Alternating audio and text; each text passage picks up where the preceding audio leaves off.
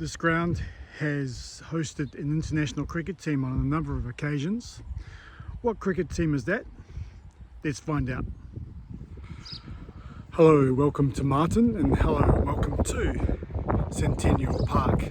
Now, Marton is the main town in the Rangitikei district of New Zealand. So this town has about between 5,000 to 6,000 people. And today we're at Centennial Park, the home of Marton Saracens Cricket Club. Now, for almost 80 years in the 20th century, this area, Rangitikei, had its own representative cricket team, and they participated in the Hawke Cup, which is the symbol of mine association supremacy in New Zealand, and they actually won it a couple of times and defended the Hawke Cup in those occasions. I think it was in the 1930s. Unfortunately now, the Rangitikei cricket team doesn't exist. They're now part of the Wanganui cricket district. But as I said, they won the Hawke Cup, and they've had a proud history, especially in the 20th century. New Zealand played its first ever test match in 1931 in England, and the captain of that team, of the New Zealand team then, was Tom Lowry, who came from this Rangitikei district. Now, the first test match in England in 1931 was a high scoring draw, which is quite a meritorious result for New Zealand, I believe. And so they hastily arranged two more games. The second test match, England won quite easily. Tom Lowry, he top scored in the first innings for New Zealand with 62, and then got a duck, I think, in the second innings. And then the third game, the rain dominated, and it was also a draw. So New Zealand, captained by Tom Lowry, they were defeated 1-0 in the three-match test series, and they were their first ever test matches, and the captain was from this area. Even though I grew up only about 30 minutes drive away from here, I've never been here, and I'm really pleasantly surprised. I love this white picket fence they have around here. It doesn't cover the whole ground because we're back onto different houses, but I reckon the white picket fence looks really cool, and the trees sort of overhanging the ground. There's that really old, especially in this corner, that real old English feel to it. And then we look back towards the Marton Saracens club rooms over there. I love these grounds, and I can imagine a few grounds in England being like this. So with your seats there, so if you wanted to watch the cricket, and we pan around here. This is actually really nice, and I could happily spend an afternoon playing or watching cricket here. Well, here we go, we're walking up to the block here, and you can see, you might not be able to see yet, the creases were painted there recently.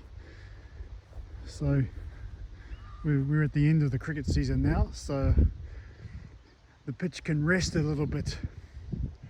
Now if we look around here, I think it's quite a short boundary there, but the square boundaries are quite good. And then we've got the other straight boundary there, which I think is short as well. So there's a good boundary on the side and in the corners, and maybe a short boundary to the straight. But I was still really impressed. This is a really cool ground. This is a really cool bench that someone's obviously made using old bats. Yeah, I like to see this kind of thing. Now, who is this? Obviously in memory of Graham Rolls, Tunner, a man of cricket. Obviously in memory of Mr. Rolls. This is It's pretty nice. Just shows that you're at a cricket ground.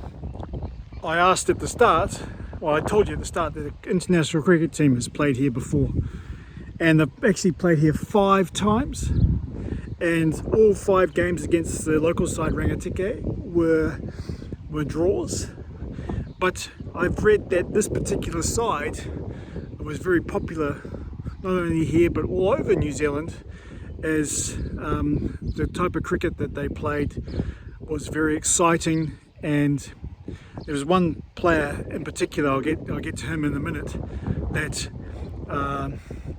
sort of emphasise the love that they have for the game of cricket, and that team is Fiji. Now Fiji in the 30s, 40s, 50s, up until I think the last tour was about 1978, toured New Zealand a lot, and they played against sides like Rangitikei and travelled over the country. They were really popular, and there was one player who was very, very popular. Now, he had the longest name ever in first class cricket, and I'm not going to even begin to pronounce it, but they called him Bulla, B-U-L-A, I-L Bulla, and he would play barefoot. He smacked the ball. Yeah, I'm sure he probably cleared the boundary a few times here, but he also played I think it's called a Sulu, S-U-L-L-U, like the traditional. I don't want to use the word dress because I know, like in Scotland, they don't like that word. But a lot of Fijians at that time played barefoot and then used a Sulu to play cricket in. So that was very popular in New Zealand because it was a novelty, and people found it interesting that with a hard ball that the batsman didn't want to wear shoes and just barefoot. And apparently Bulla, he smacked the ball a long way. If you know your cricketing history, Bulla would be equivalent of Gilbert Jessup from the 1900s, 910, 905, 910, something like that, who smacked the ball a long way.